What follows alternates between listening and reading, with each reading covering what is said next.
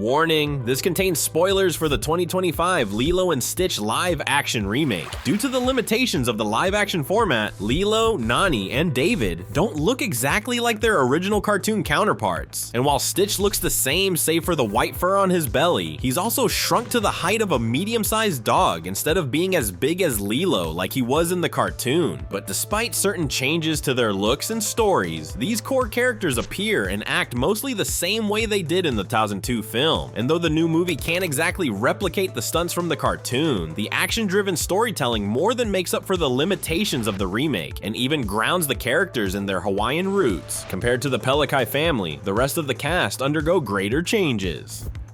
In a callback to classic alien invasion films, Jumba and Pleakley steal DNA from humans to appear exactly like them, instead of being disguised as a vacationing couple. So apart from saving millions in CGI costs, this means that Jumba and Pleakley are respectively played by Galifianakis and Billy Magnussen throughout most of the film, and their original alien forms are also pretty accurate to the 2002 cartoon, although Pleakley now has a hypnotically beautiful eye. More importantly, Jumba and Pleakley play much the same roles as they did in the original movie, and the same can be said of the Grand Councilwoman, who sends the aliens to go after Stitch for the Federation. Speaking of which, why isn't Captain Gantu in the live action cast?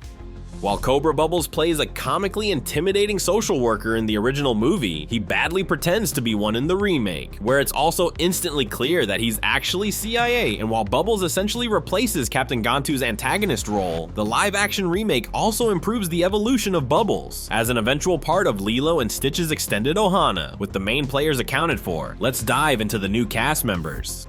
The live-action movie introduces two new characters that weren't in the cartoon, David's grandma Tutu and Mrs. Kekoa, who replaces Bubbles as the Plekeley family's social worker. Mrs. Kekoa and Tutu have pretty much the same function, to give both realism and balance to Nani's role as Lilo's sole legal guardian. Thanks in part to these new characters, the remake not only achieves higher emotional stakes, but also highlights real-world issues in the state foster care and welfare systems. In addition, the presence of Nani's neighbor Tutu not only extends the Plekeley family, but also allows Nani to pursue her personal dream of being a marine biologist, essentially giving Nani more agency as a main character. So what do you think of these new characters in the live-action remake of Lilo and Stitch? And do you like how the remake changes the movie's existing characters? Tell us your thoughts in the comments. And thanks for watching ScreenRant.